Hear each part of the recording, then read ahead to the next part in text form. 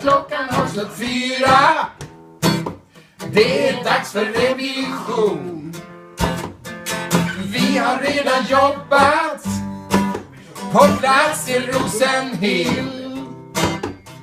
Vi har letat siffror, men ingenting vi fann. Kan hända att de glömdes någonstans i Köpenhamn. Ja, det är vi som jobbar här. Ja, det är vi som jobbar här. Sölve är ju bossen. Han bestämmer allt. Millie skriver orden, men det hjälper inte alls.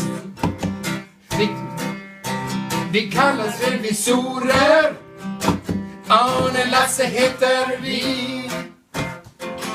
Sagan ska vi skriva, och det hörs när vi tar i. Ansvar ska man alltid, frihet kan man få.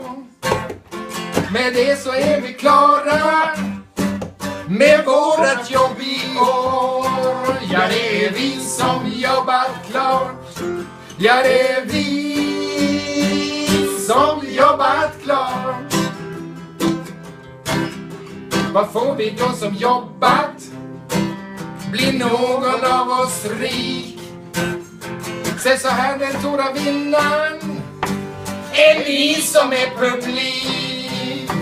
Det finns inga fler som jobbar med någon revision.